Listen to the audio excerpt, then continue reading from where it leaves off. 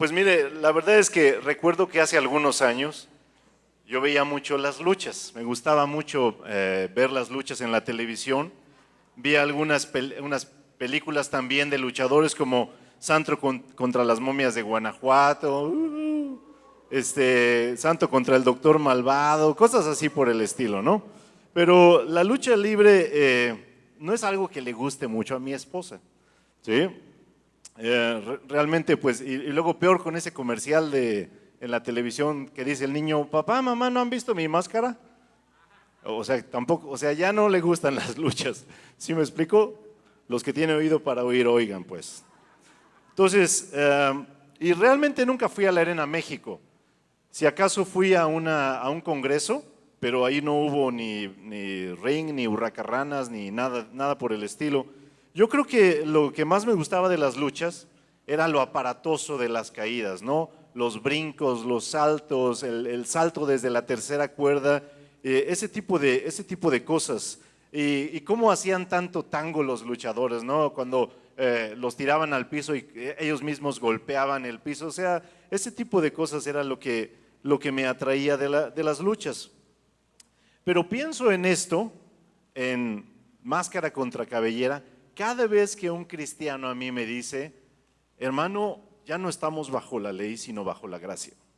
Y yo digo, no, o sea, ¿por qué hay algunas personas, por qué hay algunos cristianos que piensan que la ley es como el equipo de los rudos y la gracia es como el equipo de los técnicos? No entiendo por qué algunas personas confrontan la ley y la gracia. La ley y la gracia no están en equipos contrarios. La ley y la gracia no están peleadas, no son enemigos, no combaten entre sí. Porque algunos piensan que la ley es de los rudos, pues, y la gracia, como digo, de los técnicos. De ninguna manera la ley debe ser vista como la mala de la película. La ley para algunos cristianos es sinónimo de condenación. Y quiero que conserven esta palabra en su mente porque vamos a hablar de eso más adelante, la condenación.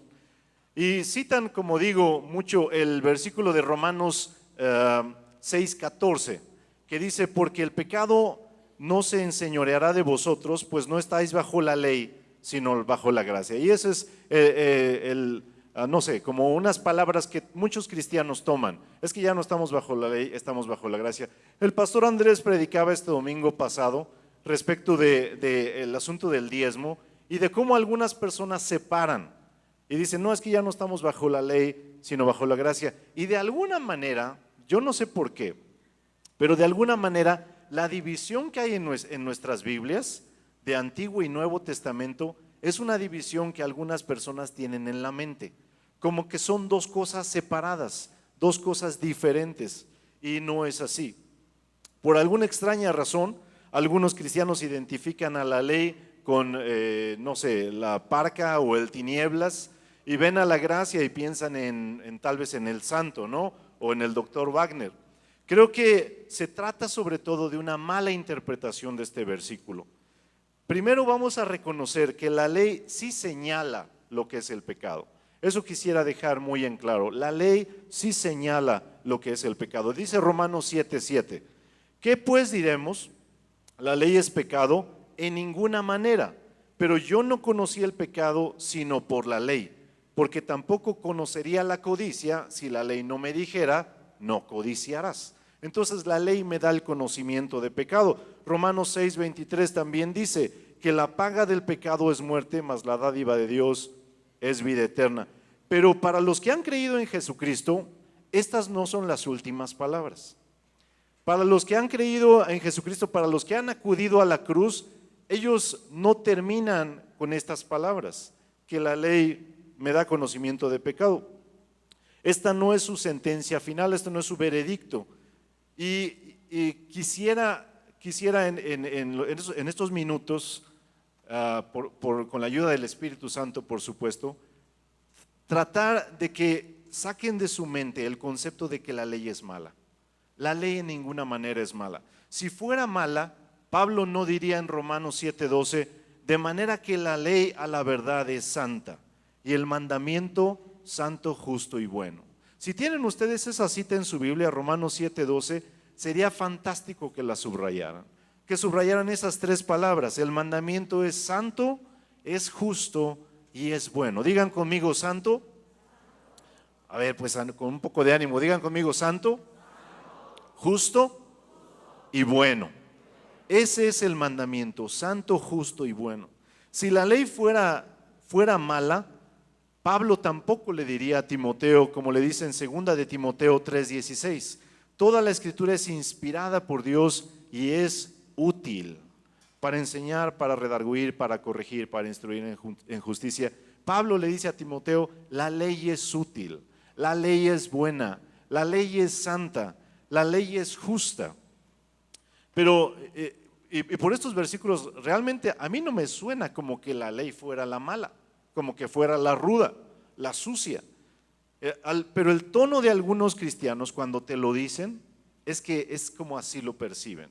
Es que ya no estamos bajo la ley, sino bajo la gracia. Déjeme explicar esa primera frase en Romanos 6:14, cuando dice, porque el pecado no se enseñoreará de vosotros. ¿Por qué dice Pablo que el pecado no se enseñoreará de vosotros? ¿Cómo es que el pecado llega a enseñorearse sobre nosotros? ¿Qué tiene que ver esto con la ley? Bueno, déjenme les explico. La ley fue dada al judío. Ustedes se acordarán Moisés en el monte Sinaí bajando con las 2 tablas de piedra, ahí escritos los 10 mandamientos. Esa es la ley de Dios. Fue dada al judío físicamente, ahí en duro. ¿Sí me están siguiendo? Pero al gentil también se le fue dada la ley. ¿En dónde? En las tablas de su corazón. ¿Sí me están siguiendo? El gentil conoce la ley de Dios, porque Dios se la instruyó en las tablas de su corazón. Por eso Romanos capítulo 2, versículos 14 y 15 dice, por cuanto los gentiles que no tienen ley, hablando de ley en duro, físicamente hablando, hacen por naturaleza lo que es de la ley. Estos, aunque no tengan ley, son ley para sí mismos, mostrando la obra de la ley escrita en sus corazones, dando testimonio a su conciencia y acusándoles o defendiéndoles sus razonamientos. Es decir, que el judío tiene aquí una tabla de piedra que le llama ley y que le dice no matarás. ¿Me están siguiendo? Y el gentil tal vez no tiene una tabla de piedra, pero lo tiene aquí grabado en el corazón y él sabe que matar es malo. ¿Sí me están escuchando? Por cierto, los del diplomado de Romanos, Pastor Jaime, le voy a encargar que compren el disco para que lo estudien, ¿sí? Porque de otra manera nadie compra mis discos. Hace 15 días prediqué un sermón de la familia y la verdad, algunas personas me dijeron que había estado muy bonito, pero nadie lo compró. Bueno, sí compraron 3. ¿Y saben quién los compró? Mi esposa. Y dice, ya tengo tu regalo de Navidad y el de los niños. Entonces, bueno, ahí les encargo. Al final va a estar a la venta este disco. No, y lo peor de todo, ¿saben quién pagó los discos que compró mi esposa? Bueno, la cosa es que como dice aquí, esta es una exposición en Romanos, es una exposición clarísima de ley y gracia. Es una cosa fabulosa. Y como digo, Pablo no está poniendo a la ley y a la gracia así en contra, como algunos cristianos lo interpretan. Al contrario, están en el mismo equipo, la ley y la gracia. Bueno, hablando de lo que es la ley. Cuando hablamos de la ley, a ver si me explico con lo que voy a decir. ¿Se imaginan un círculo aquí del tiro al blanco? ¿Sí?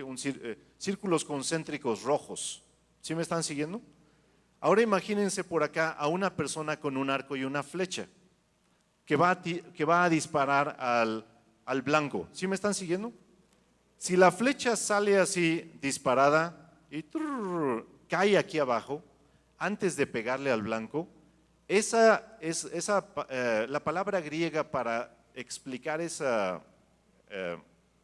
caída de la flecha, ese fallo, la palabra griega que se usa es hamartolos. A ver, digan conmigo hamartolos. Esa palabra en la Biblia se traduce como pecador. Un pecador es aquel que no le pega al blanco. Un pecador es aquel que no cumple la ley a la perfección, que no le da al blanco. ¿Sí me están siguiendo? Y desgraciadamente todos los seres humanos estamos en esa condición. Somos pecadores, porque ninguno de nosotros, ningún ser humano le va a poder pegar al blanco. Nunca, jamás, jamás de los jamases. ¿Por qué? Porque la ley, como dice Pablo, es perfecta, es santa, es buena, es pura, porque marca la voluntad de Dios, de un Dios perfecto. ¿Sí me están escuchando? Cuando algunas personas leen la Biblia, cuando algunas personas leen la ley, se sienten condenados. Y tal vez por eso tratan de rehuirla, prefieren el Nuevo Testamento. El Nuevo Testamento suena más bonito. Pero miren, vamos a ponerlo en estas palabras. Dios es bueno, perfecto, sabio, justo y santo, y al expresar su perfecta voluntad contenida en las tablas de la ley, muestra al hombre qué es ser perfecto delante de él. Nadie puede lograrlo y tal vez alguno de ustedes dirá, bueno, ¿y eso qué tiene de bueno? Miren lo que dice Génesis 6:5.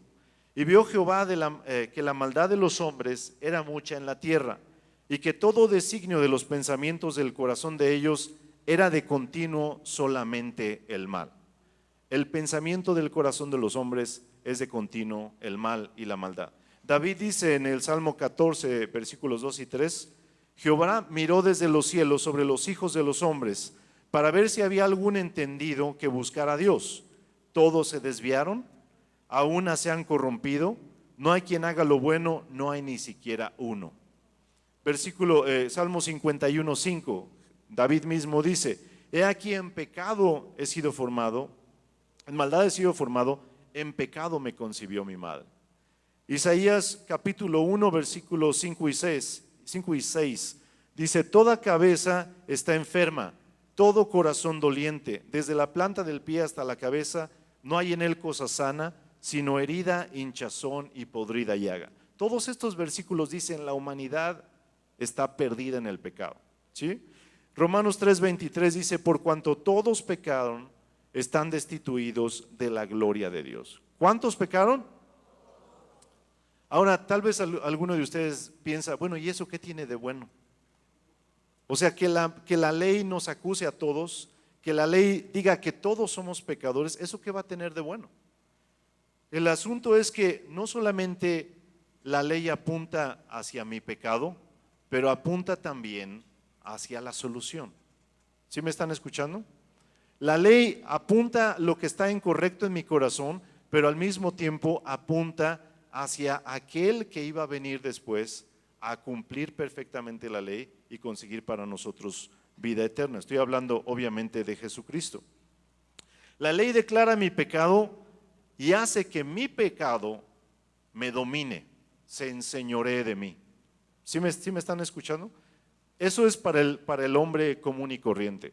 La ley le acusa y hace que el pecado se enseñoree. Pero cuando viene Jesucristo, quita el pecado de encima de nosotros. El pecado ya no se enseñorea sobre nosotros.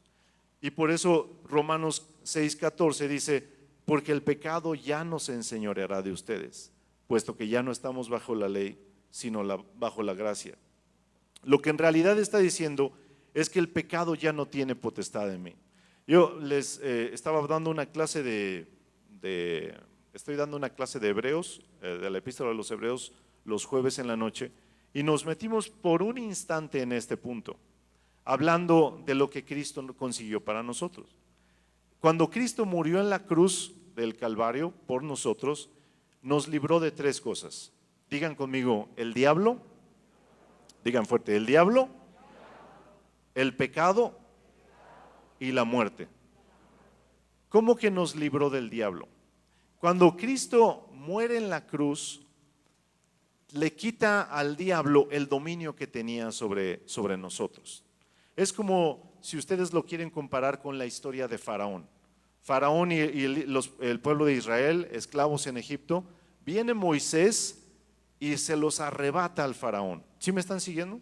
Eso es lo que Jesús vino a hacer por nosotros. Viene por nosotros y nos quita de debajo del dominio de Satanás. Entonces derrota a Satanás.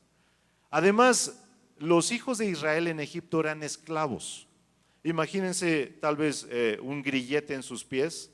Estaban condenados a estar ahí de esclavos. Eso es algo que Jesús viene y también nos quita. Así como Moisés saca a los que eran esclavos de Egipto, a los israelitas, y ahora son un pueblo libre. Bueno, lo mismo hace Jesús por nosotros. Viene, nos quita de debajo de la autoridad del diablo, viene, nos libra del pecado y finalmente, bueno, nos librará de la muerte porque ahora tenemos vida eterna. Cuando yo les estaba explicando esto a los alumnos de la diplomado de Hebreos, yo les pregunté si ya habíamos platicado de esto, si ya lo sabían, y ellos me dijeron que no. Yo no sé cuántos de aquí sabían eso o no sabían eso, pero eso es importantísimo para un cristiano, importantísimo. El diablo ya no tiene dominio en mí, el pecado ya no tiene dominio en mí y tampoco la muerte tiene dominio sobre mí. A ver, ¿cómo que la muerte no tiene dominio sobre mí si yo me estoy haciendo viejo cada día? ¿Y va a llegar el día en que voy a colgar los tenis? O sea, ¿cómo que la muerte no tiene un dominio sobre mí? No tiene un dominio sobre ti porque Cristo ganó para ti la vida eterna. Mire, tarde o temprano, todo ser humano tiene que enfrentar dos muertes. Digan conmigo, dos muertes. ¿Cuáles son esas dos muertes? La muerte física y la muerte espiritual. ¿Sí me están siguiendo? ¿Cuál es la muerte física? Bueno, cuando por enfermedad o por edad simplemente muera y regreso al polvo de donde fui sacado, de donde fuimos formados en Adán. Esa es la muerte física. Y la muerte espiritual es, si yo muero sin Cristo, me voy a ir al infierno y ahí moriré eternamente. Esa es la muerte espiritual. Ahora viene Cristo, nos libra del diablo, del pecado y también trae una victoria sobre la muerte. En estos dos sentidos. En cuanto a la muerte espiritual, ya no tengo que ir al infierno. ¿Sí me están siguiendo? ¿Por qué? Porque ahora con Cristo iré a su presencia. ¿Y qué hay de la muerte física? Porque incluso algún apóstol llama a la muerte física el último enemigo a vencer. Desgraciadamente no vamos a poder librarnos de la muerte física. Va a llegar el día en que la vamos a enfrentar, más tarde que temprano, no sé, pero va a llegar el día en que la vamos a enfrentar. Sin embargo, el cristiano sabe que aunque la muerte física le alcance, venga sobre él, de todas maneras hay esperanza después de esa muerte. Me gusta mucho el libro de El progreso del peregrino. Es una historia preciosa, escrita por Juan Bunyan hace muchos, muchos años. Está, por cierto, de venta ahí en la librería. En este libro, el peregrino se llama cristiano. Sale de una ciudad y va recorriendo un camino largo, largo, porque quiere llegar a un lugar que se llama la ciudad celestial. En el camino conoce diferentes personas. Hay un hombre que conoce que se llama mundano, hay otro que se llama inseguridad o algo así, y él le acompaña a su compañero que se llama fiel. Llegan a una ciudad y fiel es asesinado, muere como mártir. Y él continúa su camino y se encuentra a otro compañero que se llama esperanza. Un gigante que creo que se llama Duda lo toma prisionero. Es una historia dando una especie de paralelo con la vida cristiana. Pero junto con su amigo Esperanza, llegan a la orilla de un río. El río está oscuro, se ve turbio, pero del otro lado del río alcanzan a ver la ciudad celestial. Y le dice, bueno, ¿hay un puente? No, no hay un puente, hay que atravesar el río. Pero se ve feo y pues como que da miedo este río. Y él y su compañero Esperanza, cristiano, y su compañero Esperanza se abrazan y juntos comienzan a atravesar este río que se llama muerte. Pero ellos saben en lo profundo de su corazón que van a salir del otro lado del río. Hay una tristeza en yo he estado en muchos sepelios. Los pastores oficiamos sepelios. a veces de personas que vienen a la congregación, a veces de personas que no conocen al Señor. Y uno puede ver la diferencia, ¿no es cierto? Entre los familiares de los que conocen al Señor hay una esperanza en sus corazones, pero entre los familiares de los que no conocen al Señor hay una tristeza, hay una angustia de no saber qué es lo que va a pasar con esta persona. Pero regresando a lo que estoy diciendo, Cristo venció al diablo, al pecado y a la muerte. Al vencer al pecado, Cristo ha quitado la acusación que la ley tiene sobre nosotros. Porque ese es el propósito de la ley, acusarnos. Y uno dice, ¿y eso qué tiene de bueno? Es que lo bueno de eso es que me dice, tú eres el culpable, pero yo te puedo decir dónde está la solución. ¿Sí me están siguiendo? En ese sentido, la ley es buena. La ley y la gracia no son enemigas, se complementan una a la otra, no es máscara contra cabellera. Ambos están en el mismo equipo, luchando contra el pecado. No te confundas cuando alguien habla de, estamos en el tiempo de la gracia, ya no estamos en el tiempo de la ley. No. Cuando los cristianos de los primeros siglos, los discípulos de Jesús, empezaron a enseñar lo que Jesús enseñó, como decía el pastor Andrés el otro día, ¿cuál crees que era la Biblia que usaban? Pues el Antiguo Testamento, lo que nosotros conocemos o ellos conocen como la ley. Y la amaban. Y el día de hoy está en tu Biblia por un propósito. ¿Sí me están siguiendo? No está ahí como estorbo, como un montón de páginas de introducción para el Nuevo Testamento. No, toda la Biblia, toda en conjunto, es la palabra de Dios para nosotros. Y si tú lees la Biblia y de repente ves algo que te condena, necesitas seguir leyendo. Porque después de que te acusa, después de que te dice esto es lo que está mal, te va a señalar hacia dónde tienes que mirar. ¿Sí me explico? Ese es el propósito de la ley. Todos vamos a tirarle al blanco y todos vamos a fallar. Todos vamos a fallar irremediablemente. Pero vino uno de nosotros, un hombre como nosotros, que le tiró al blanco y ¿qué creen? Le dio exactamente al blanco. Fue perfecto en todo lo que hizo. Estoy hablando obviamente de Jesús. Les decía a los alumnos del diplomado de Hebreos, lo fascinante de la encarnación de Jesús es lo siguiente. A ver si me explico. ¿Están aquí todavía? ¿Sí? Ya me lo termino, ya saben que yo soy medio breve. Lo fascinante de la encarnación de Jesús, es que Jesús estaba en el trono de gloria, allá arriba, con Dios. Él baja y toma un cuerpo como nosotros, exactamente igual al de nosotros. Se convirtió en uno de nosotros. ¿Sí me están siguiendo? Caminó entre nosotros, creció y se desarrolló como uno de nosotros. Es decir, su mamá lo parió, traía cordón umbilical, por supuesto que sí. No es como en las postales que nada más se ve al bebé allí, en las postales de Navidad. No. O sea, María tuvo dolores de parto. Tal vez nunca han imaginado una postal con María así. ¡Ah! O sea, no, tal vez no, pero eso pasó. ¿Sí me explicó? Sí pasó. Nació como uno de nosotros. ¿Sabían ustedes que el ser humano es la criatura que nace en las peores condiciones de debilidad, de vulnerabilidad? Es decir, los potrillos nacen y a las tantas horas ya están corriendo para arriba y para abajo. El bebé del canguro, que es uno de los bebés más frágiles, nace y él solito, no sé si ustedes sepan, pero él solito escala por la piel de la mamá canguro y se mete a la bolsa de la mamá canguro para tomar la leche. Él solito, ciego y todavía no formado en su totalidad, pero solito sale o sea, nace y escala por la piel de la mamá canguro y se mete a la bolsa a beber la leche.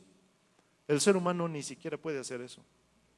Y así nació Jesús, en completa debilidad, en completa humanidad como tú y como yo. Y tuvo que ser cuidado, tuvo que ser alimentado, tuvo que ser cargado en brazos. Yo creo que también tuvo que ser curado de las rodillas por raspones de que se daba cuando estaba empezando a caminar y se caía. Claro que sí.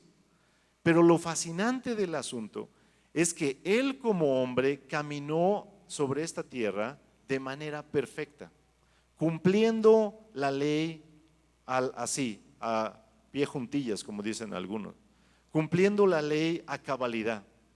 Y cuando lo hizo todo, y agarren sus cinturones, cuando lo hizo todo y atraviesa por la muerte y la sepultura, Dios lo levanta y lo lleva hasta el cielo, entregándole toda la creación, coronándole como dueño de toda la creación, nombrándole heredero de todo lo que Dios ha creado. Uno de nosotros, un hombre como nosotros. Ah, hermano, pero él era el hijo de Dios. Así que chiste. No, es que cuando él viene a la tierra como hombre, su divinidad la deja como en pausa. No se la quita porque es imposible quitársela, pero la dejó en pausa. ¿Sí me están siguiendo?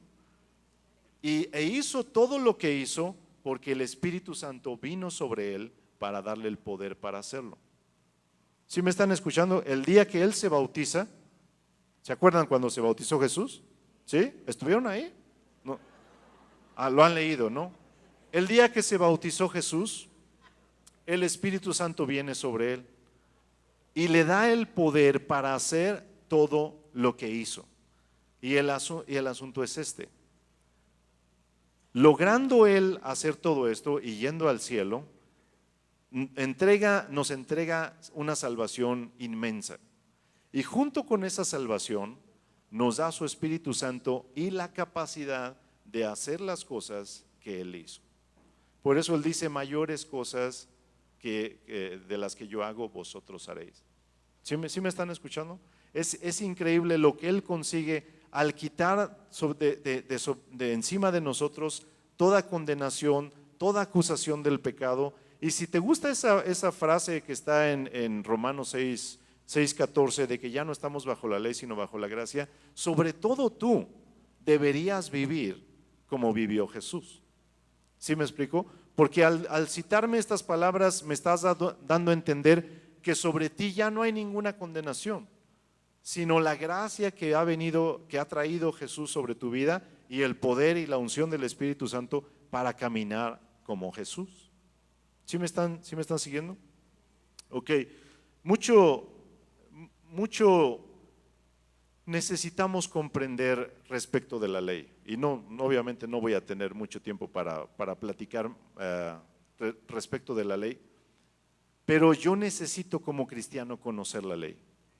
Yo necesito como cristiano saber lo que dice la ley, saber lo que dice toda la ley. No importa en qué parte del Antiguo Testamento esté, yo necesito conocerlo. ¿Por qué? Porque al conocerlo, yo sabré cuál es la voluntad de Dios. Miren, algunas personas piensan, la ley es como una pesada carga que está sobre mí, que me dice: haz esto, no hagas esto, no hagas esto. Para el cristiano no es así. Para el cristiano no es así. La ley sobre el cristiano no es una pesada carga.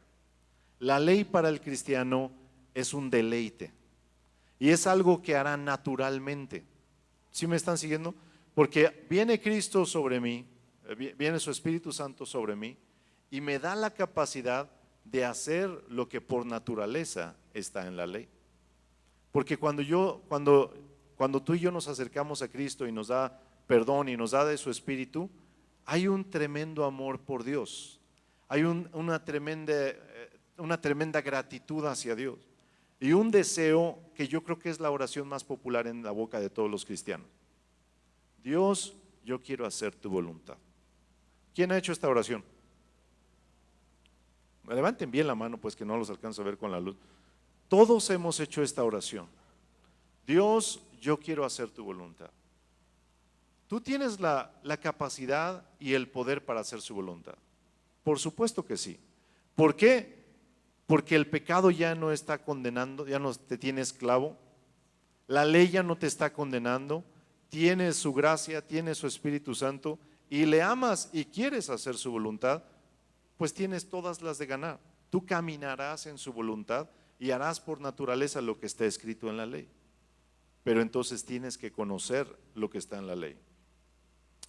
Me gustaría que buscaran en su Biblia, si es que traen, si traen su Biblia, busquen por favor Deuteronomio capítulo 17, versículos 18 al 20.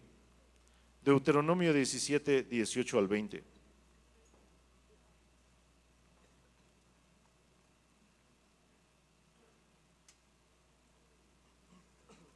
Este pasaje es muy interesante, porque este pasaje dice, Deuteronomio 17, capítulos 18 al 20, capítulo 17, versículos 18 al 20. Este pasaje es muy interesante porque es dado en la ley de Moisés, en el libro de Deuteronomio, y es dado muchísimo antes de que naciera el primer rey.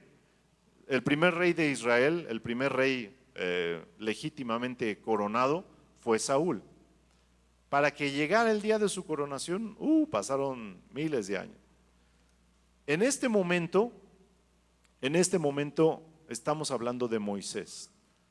Dios le da las instrucciones y le dice, capítulo 17, versículos 18 al 20, y cuando se siente sobre el trono de su reino, hablando del rey, entonces escribirá para sí en un libro una copia de esta ley. Es decir, el rey de su puño y letra debía de transcribir la ley de Moisés. Dice aquí, del original que está al cuidado de los sacerdotes levitas, y lo tendrá consigo, y leerá en él todos los días de su vida, para aprender a temer a Jehová su Dios. Es decir, en aquel entonces no se compraba una Biblia en la librería de la iglesia. En aquel entonces tu Biblia la hacías tú. ¿Sí me están escuchando? Imagínate hacer tu propia copia de la Biblia, así de puño y letra. Wow. Y luego dice, para que aprenda a temer a Jehová su Dios y para guardar todas las palabras de esta ley y estos estatutos para ponerlos por obra, para que no se eleve su corazón sobre sus hermanos, ni se aparte del mandamiento a diestra ni a siniestra, a fin de que prolongue sus días en su reino, él y sus hijos en medio de Israel. Fíjate qué sorprendente instrucción. Yo creo, porque he leído la Biblia un par de veces, que en ninguna parte en la Biblia hay registro de que un rey en Israel haya hecho esto, que lo haya obedecido, que se haya sentado, haya abierto la ley y se haya puesto a transcribirla. El hermano Roberto Evans un día lo intentó, copiar el Deuteronomio. Dice que se quedó en el capítulo 4. Yo lo intenté también, yo me quedé en el 5. Ahí tengo un libro y dije, bueno, ¿por qué no? Voy a hacerlo, voy a transcribirlo y la verdad es una tarea pesada, transcribirlo. Sé de una familia, creo que mi esposa sabe el nombre de esta familia, sé de una familia de misioneros que los padres le han puesto de tarea a los hijos transcribir la Biblia, varios pasajes de la Biblia. Pero el hecho de que lo que estás escribiendo pase por tu mente, por tu mano, ¿sí me explico? Es estar alimentándote y alimentándote de la Escritura. Creo que no hay cosa más importante para la vida del cristiano que estar conociendo la palabra de Dios, conociendo la ley de Dios. Porque de esta manera conoceremos su voluntad. Jedi, ¿por qué no me ayudas? Dice un teólogo muy reconocido estos días, que se llama Dallas Willard, dice, toda la escritura es contraria al rechazo de la ley. Es decir, toda la escritura recibe, acepta, abraza la ley. Jesús mismo identificó a quienes aman la ley y guardan sus mandamientos como sus hijos, como sus amigos. Juan dijo categóricamente: el pecado es la infracción de la ley. Pablo dice: absteneros de toda forma de mal, obviamente valiéndonos de la ley para saber qué es lo que está mal. Jesús también dice: ¿por qué me llamas Señor, Señor, si no haces lo que yo te digo? ¿Cómo vas a saber lo que Él te dice si nunca lees la ley o la Biblia? La ley no pudo hacer, porque era débil, no pudo hacer a ningún hombre perfecto. Nunca lo ha logrado, nunca lo logrará. Ningún hombre podrá, por obedecer la ley, ser perfecto. Hay algunos que lo intentan. Los judíos todavía tienen la loca idea de que guardan la ley. Nadie lo va a lograr. Nadie lo va a conseguir. Hay algunas personas, conocí a un sujeto un poco, no sé, algo tenía mal aquí arriba. Él decía que Dios se le había aparecido y que le había dicho: escribe los mandamientos que tú quieras y obedécelos y así te ganarás el cielo. Entonces él escribió su propia versión de la ley, de las tablas de la ley. Wow, eso está fantástico. Una vez leí en una revista de estas chiquitas contenido de una secta rara que estaba aquí en Zacapu, Michoacán, y se llamaba el Portalito de Belén, o ¿cómo se llamaba? No me acuerdo, tenía dos nombres, pero el más popular era el Portalito de Belén. Y ahí el hombre que enseñaba, que se llamaba Francisco, no me acuerdo, Francisco Fernández o algo así, el hombre que enseñaba, su esposa muerta se le apareció un día y le enseñó cuáles eran los verdaderos 10 mandamientos. Y en las reuniones que él tenía en su congregación de vez en cuando la gente tenía visiones de los 10 mandamientos flotando sobre su cabeza. Los verdaderos, auténticos 10 mandamientos se los fueron dados a él, al Francisco Fernández. Obviamente el hombre intentaron asesinarse en el 1996, intentaron suicidarse, todos ellos. La reportera que registró todo esto fue con las autoridades llegaron, al no encontrar armas, explosivos, veneno, pues nada más dispersaron a la multitud, pero la gente decía: no importa, lo vamos a volver a intentar. O sea, imagínense cómo estaba este grupo. Pero en fin, ellos creían que tenían los auténticos, verdaderos 10 mandamientos. Por ahí hay infinidad de agrupaciones que, no obedeciendo los que están escritos aquí, se inventan unos y ponen sobre sí cargas pesadas que nadie puede llevar. Todas las religiones del mundo tienen libros a veces mucho más gruesos que la Biblia, que ponen encima de sus seguidores y les dicen: haz esto, cumple esto y llegarás al cielo. Es imposible hacerlo. La Biblia es el único libro que el cristiano considera la palabra de Dios y que estamos seguros que dice a ciencia cierta cuál es el blanco. Número 1, dice cuál es el blanco. Número 2, dice: tú no puedes pegarle al blanco. Esas son nuestras convicciones como cristianos. Me dice cuál es el blanco, número 1. Número 2, me dice: tú no puedes pegarle al blanco. Número 3, dice: ¿quién sí le ha pegado al blanco? ¿Sí me están siguiendo? Y número 4 me dice: corre hacia él. Ve hacia aquel que sí le ha pegado al blanco, porque en él tú obtienes lo que has estado buscando. En él tú obtienes la justicia, en él tú obtienes la salvación. ¿Sí me están escuchando? Y esta noche, antes de retirarnos a comer tacos, déjenme decirles lo que escribió Dallas Willard. La ley viene al alma renovada junto con la gracia. La gracia sin la ley no existe. La gracia no tiene solo que ver con el perdón, sino con la vida. Y la vida requiere un orden establecido por Dios. Eso es la ley. El orden de la vida redimida se expresa en la palabra de Dios y en un sentido más amplio, incluyendo la ley moral. Todo cristiano necesita conocer la ley de Dios, porque la ley, como digo, nos va a decir cuál es el blanco, nos va a decir que no podemos pegarle al blanco, nos va a decir quién sí puede pegarle al blanco y le ha dado al mero centro, y nos va a decir corre hacia Él, busca en Él misericordia, busca en Él gracia, busca en Él perdón. ¿Sí me están siguiendo? Esta noche yo quisiera que oráramos, porque creo que algunas personas viven bajo mucha condenación. Desgraciadamente hay algunos que se dicen cristianos que ponen pesadas cargas sobre otros que consideran sus hermanos. Tal vez tú conoces a un hermano en Cristo y lo único que escuchas de sus labios es: estás mal aquí, estás mal allá, debes hacer esto, debes hacer lo otro, ¿por qué no hiciste esto? Y condenación tras condenación tras condenación. La condenación viene del diablo, no viene de parte de Dios.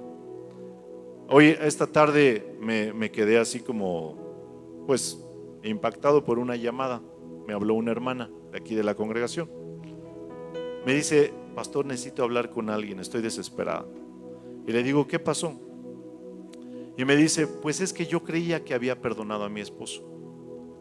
Él me dejó, me abandonó con dos hijas, se largó de la casa, me dejó todo el paquete y yo como pude saqué a mis hijas adelante.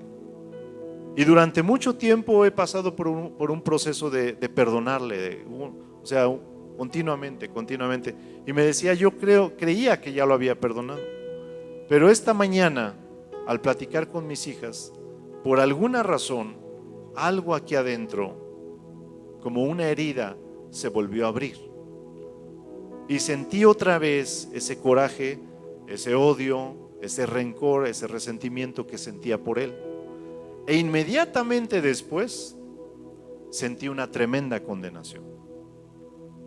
Porque me decía ella, me vinieron a la mente pensamientos de: pues no que eres cristiana, pues no que ya lo habías perdonado, pues no que Cristo te había hecho nuevas todas las cosas. Y algunas de estas frases vinieron de la boca de sus propias hijas. Pues no que eres cristiana, mamá, ¿por qué sigues odiando a mi papá? Pues no que ya lo habías perdonado. Y le empezaron a decir y a decir cosas. Y esta hermana pues estaba llore y llore en el teléfono diciéndome: ¿por qué me siento así? ¿Por qué me siento condenada? Y miren, déjeme decir esto, y luego quisiera orar por algunas personas. Satanás es experto en traer condenación. Si nos vamos a tropezar, la ley dice que nos vamos a tropezar. La ley dice que la vamos a regar, vamos a fallar. Sí, no somos perfectos, pero ahí está la gracia acompañando a la ley. No están peleadas, juntas combaten por nosotros en contra del diablo, en contra del pecado, en contra de la muerte. ¿Sí me están escuchando? Nosotros estamos en el equipo indicado, pero ese equipo lo forman la ley y la gracia. Tienen que ir siempre juntas y tienen que acompañarme siempre. A mí como cristiano, a ti como cristiano, la ley y la gracia tienen que ir siempre juntas. ¿Sí me están escuchando? De ninguna manera puedes separar una de la otra. No, abraza toda la Biblia, abraza todo el consejo de Dios, porque todo el consejo de Dios te asegura que tú caminarás en la voluntad de Dios. Y yo quisiera orar por aquella persona. Si quieren inclinar su rostro un momentito, yo quisiera que oráramos, y le voy a pedir ayuda a los pastores. Quisiera que oráramos por aquella persona que se ha sentido condenada por el diablo, porque tal vez sus amigos o sus hermanos o sus familiares le señalan continuamente: es que estás mal aquí, es que estás mal allá. Tal vez incluso lees la Biblia y lo único que ves es que el estándar es demasiado alto y tú dices: ¿cuándo voy a llegar a esa estatura? Tal vez incluso tú te has sentido como muchos de nosotros cuando escuchamos un sermón. En lugar de parecer una palabra de exhortación, en nuestro corazón se recibe como una condenación. Es que tú no tienes una familia así. Es que tú no amas de la manera que está diciendo el predicador. Es que tú no pareces el cristiano modelo del que se está hablando desde el púlpito.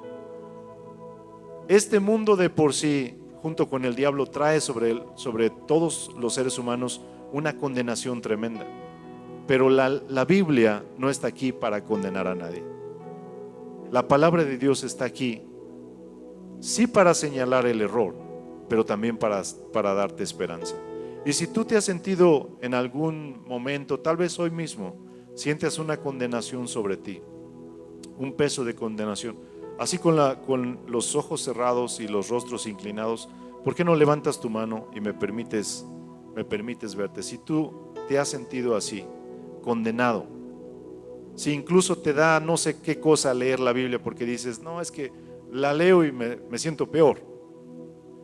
Veo varias manos que se están levantando. ¿Por qué no, así con los rostros inclinados, el resto de la congregación, tú que levantaste tu mano, ¿por qué no pasas al frente? Me gustaría que oráramos por ti, que Dios trajera libertad de esa condenación, que Dios trajera ese descanso. Pasa al frente, por favor.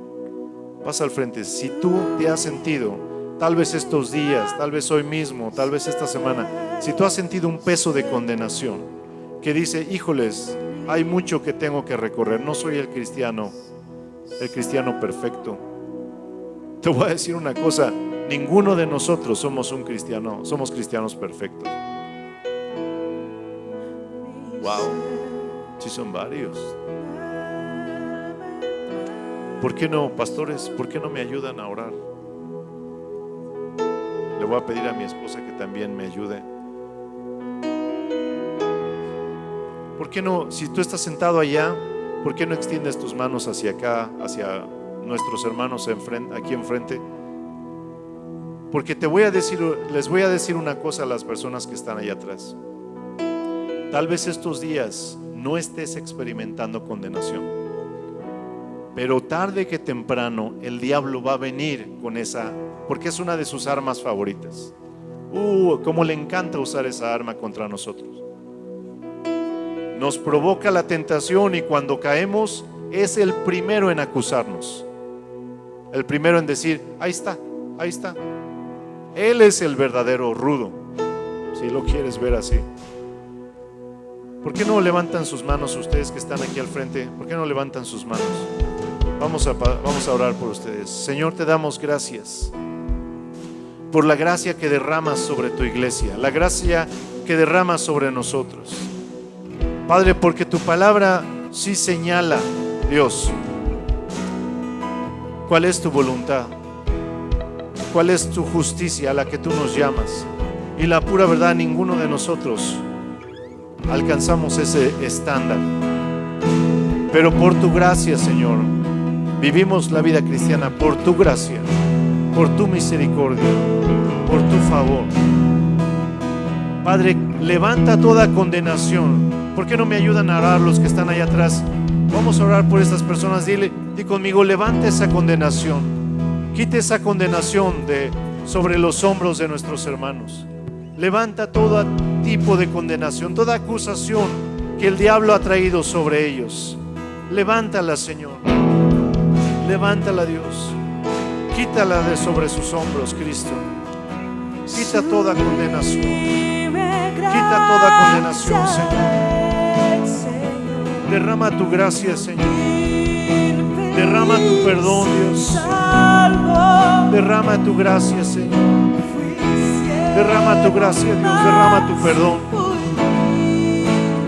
Ven, Cristo Jesús. Algunos servidores, ayúdenme también a orar.